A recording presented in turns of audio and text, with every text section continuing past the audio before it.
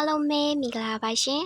89နှစ်မြောက်အာဇာနည်နေ့အခမ်းအနားကိုကြွားရောက်လာကြပါသောဆရာကြီးဆရာမကြီးများကျောင်းသားကျောင်းသူများနှင့်ကျောင်းသားမိဘများအားလုံးကိုမင်္ဂလာပါလို့ဥစွာပထမနှုတ်ခွန်းဆက်တာပါရရှင်ကျမကတော့ IPESD School Grade 8အတန်းမှ PCG8 Super 10ဖြစ်ပါတယ်ရှင်အခုမှတော့ကျမတို့ဖွဲ့လေးကမပြောင်းနိုင်သောတန်ရာဆိုတဲ့ပြဆက်လေးကိုတင်ဆက်ပေးသွားမှာဖြစ်ပါတယ်။ကျမတို့ရဲ့ပြဆက်လေးကိုမတင်ဆက်ခင်မှာကျမတို့ပြဆက်အဖွဲ့လေးနဲ့မိတ်ဆက်ပေးပါရစေရှင်။ဇလန်ရေးသူကတော့ကျမ PCG8 Super 10ဖြစ်ပြီး Video Edit ပုံ Edit ကတော့ PCG8 Super 01ပဲဖြစ်ပါတယ်ရှင်။အသက်90ဝန်းကျင်ဖိုးဖိုးဦးရဲ့ကျော်အဖြစ် PCG8 Super 01မတော်ရာနဲ့မဆန်နာတို့၏မိခင်ဒေါ်ငင်းငင်းရဲ့အဖြစ် PCG8 Super 12 Grade 8ကျောင်းသူမတော်ရာအဖြစ် PCG8 Super 10 Grade 4ကျောင်းသူမဆန်နာအဖြစ် PCG8 Super 16နောက်ခံတင်ဆက်သူအဖြစ် PCG8 Super 12တို့ကအတူတကွပူးပေါင်းပါဝင်စူးစမ်းထားကြပါတယ်ရှင်။ဒါဆိုရင်ကျမတို့ပြဆက်လေးကိုစလိုက်ကြရအောင်။အစောအထိလိုက်ပါကြည့်ရှုပေးဖို့မေတ္တာရက်ခံအပ်ပါတယ်ရှင်။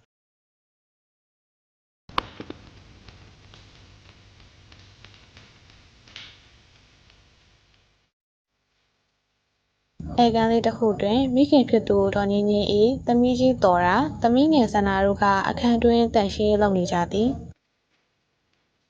မမရေမမဟောအရန်ကြညီမလေးရဲ့ဘာတော့ကွမမကရောအာဇာနည်နေ့အတွက်ဘာပြန်လို့စဉ်းစားထားလဲရင်ညီမလေးကတော့ငါတို့အာဇာနည်ကဗျာယူမလို့လေကောင်းတာပေါ့ညီမလေးရဲ့မမကတော့အလဲတန်းစစ်ဆိုတော့စာစီစာကောရေးမလားလို့လေမမေရေပိုးပြန်ရောက်ပြီဖေပြန်ရောက်ပြီလားရှီလေးနည်းနည်းတောက်လိုက်ပါအောင်ဒါနဲ့ဖေပြီးရင်ကော်ဖီတောက်မလားသမီးတော့ဖြော်လိုက်မယ်လေအေးကွဖေကော်ဖီလေးတောက်ချင်တာဟုတ်ဖေသမီးတော့ဖြော်လိုက်မယ်ခဏလေးစောအောင်နော်မိခင်ဖြစ်သူဒေါ်ငင်းငင်းအေးကသူမအဖေအတွက်ကော်ဖီဖြော်ရန်မိဖို့ကြောင့်လည်းဝင်သွားခဲ့ပါသည်ဒါနဲ့ဖိုးဝင်လာတော့ကငါမြေးတွေဘာတွေပြောနေကြတာတော့ကွ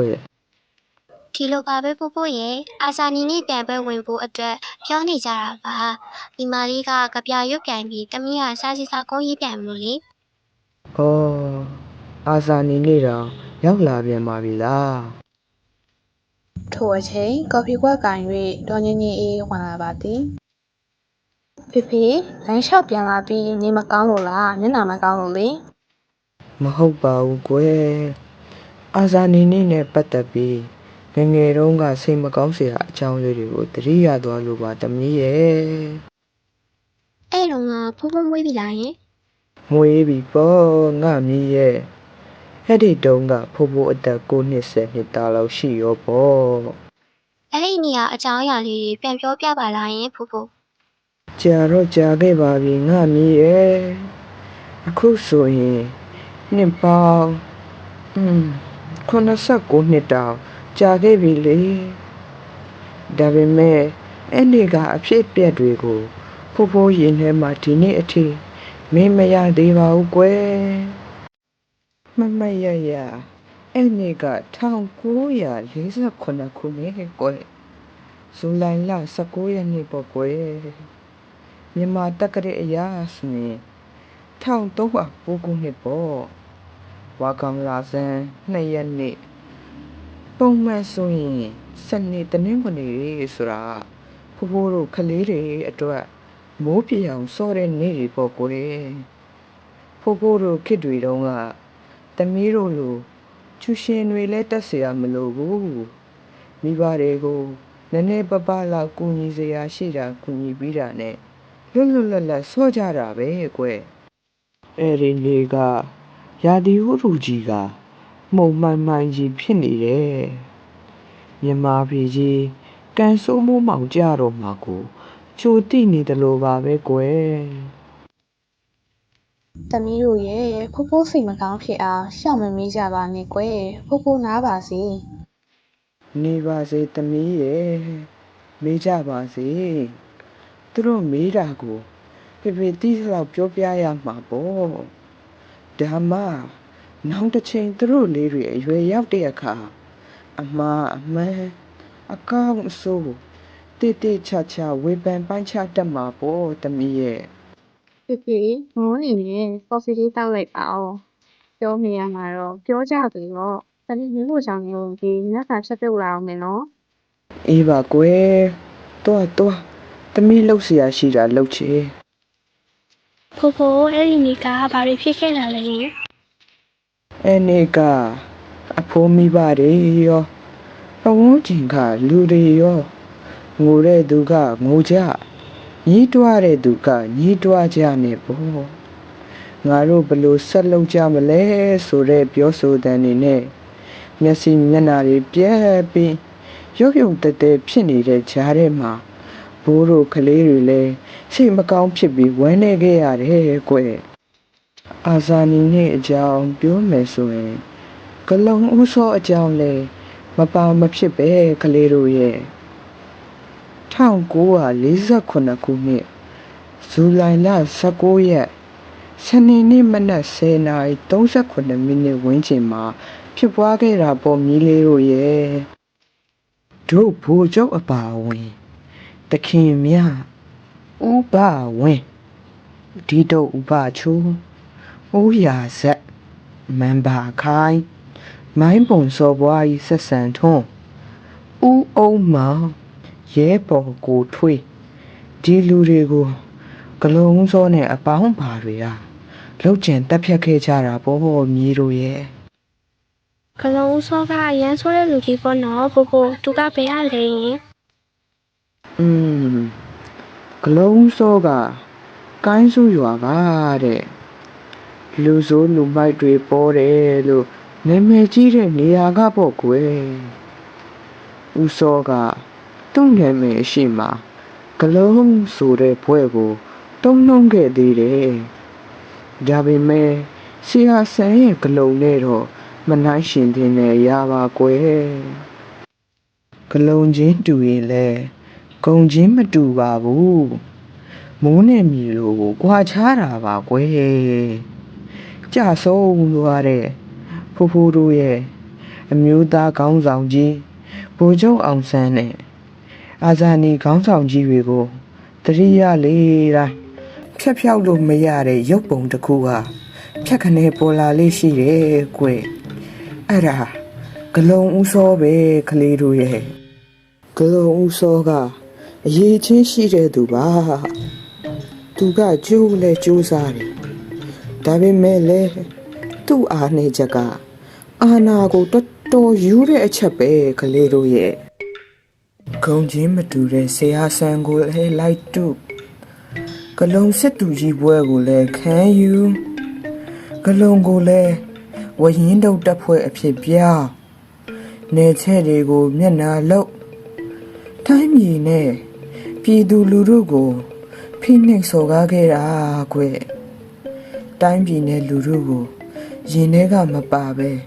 မျိုးချေဆိုတဲ့စကားလုံးကိုလည်းလှလေးသုံးပြီးပါတီဖွဲ့ခေါင်းဆောင်နေရခံယူသွားသေးတယ်နောက်ပြီးဗိုလ်ချုပ်တို့က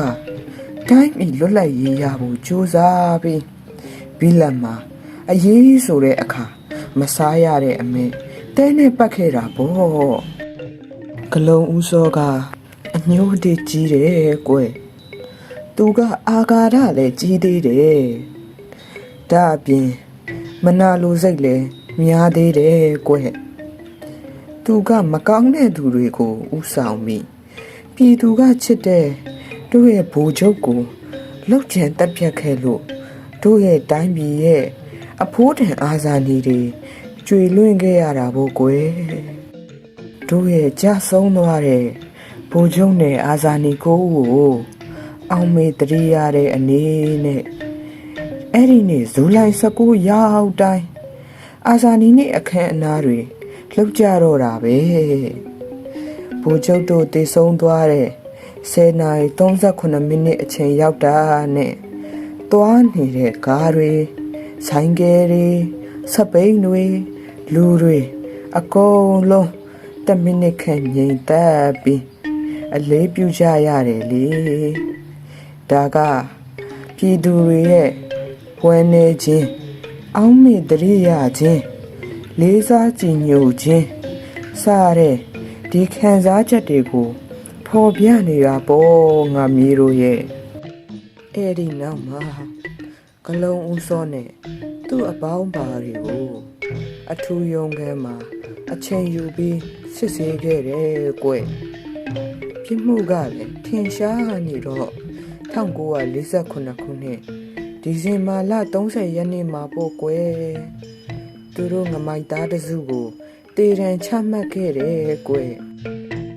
ဒါပေမဲ့တမီးတို့ရဲ့သူကကောင်းတဲ့အရာလေးနည်းနည်းလေးလုပ်ခဲ့ပါသေးတယ်သူလုပ်ခဲ့တဲ့မကောင်းမှုတွေကပိုကြီးနေတော့တမိုင်းမှာသူကမကောင်းတဲ့သူဆိုပြီးကြံရစ်ခဲ့ရတာပေါ့ဆေဟာဆန်ရဲ့အမှုကိုအခကြီးဝင်မယူပဲအမှုလိုက်ပေးခဲ့တာဂလုံဦးစောကွအစပိုင်းမှာလဲသူနိုင်ငံရေးတွေကိုတက်တက်ကြွကြွပါဝင်လှုပ်ဆောင်ခဲ့ဘူးပါတယ်ကွဒါပေမဲ့လဲသူ့ရဲ့အာဏာမမုန်းမှုကြောင့်နဲ့လမ်းကြောင်းလွဲသွားခဲ့တယ်လေဒါကြောင့်မလို့တမိုင်းမှာမကောင်းတာတွေနဲ့တွင်ကြံခဲ့ရစ်တာပေါ့ကွဒါကြောင့်မို့လို့သူကတမိုင်းမှာမကောင်းတဲ့အချက်တွေနဲ့တွင်ကြံရစ်ခဲ့ရတော့တာပေါ့ကွငါမြေးတွေတော်တော်စိတ်ဝင်စားကြပုံပဲငါမြေးတွေစိတ်ဝင်စားနားထောင်ကြလို့အဖိုးဝမ်းသာမိပါတယ်ဒီတမိုင်းเจ้าတွေကိုနားထောင်ပြီးတော့မြေးတို့သိရမှာကမကောင်းမှုတွေလုပ်တဲ့သူရဲ့အဆုံးသက်ကမကောင်းမှုဆိုတာပဲကွကြားလားငါမြေးတို့ ဟုတ်ကဲ့ဖိုးဖိုးတမီးတို့မှတ်ထားပါမယ် အေးပါကွငါမြေးတွေကလိမ္မာပြီးသားပါ ဖေဖေရေထမင်းစားလို့ရပါပြီဟောစကားကောင်းနေကြပါလားဒီမီးဖိုးတွေ မမေကလည်းဖိုးဖိုးပြောတာတိတ်ဆိတ်ဝင်စားဖို့ကောင်းတာ ဟုတ်တယ်မတိတဲ့ရွာတွေအများကြီးသိလိုက်ရတယ်လေ ဖိုးဖိုးနောက်လည်းတမီးတို့သိချင်တာတွေထပ်မိမယ်နော် အေးပါကွကဲလာကြကလေးတို့သမင်းသွားစားကြအောင် ပြီးနောက်နေ့လည်စာစားရန်ထမင်းစားခန်းထဲသို့ဝင်သွားကြပါတော့သည် ကျမတို့ဖွဲ့လေးရဲ့တင်ဆက်မှုလေးကတော့ဒီလောက်ပါပဲရှင်ကျမတို့ဖွဲ့လေးရဲ့တင်ဆက်မှုလေးကိုအဆောင်ထိလိုက်ပါကြည့်ရှုပေးပါတော့တဦးတယောက်ချင်းစီကိုကျေးဇူးထူးတင်ရှိပါတယ်ရှင်အားလုံးပဲတော်လန်တော်နေ့လေးဖြစ်ကြပါစေရှင်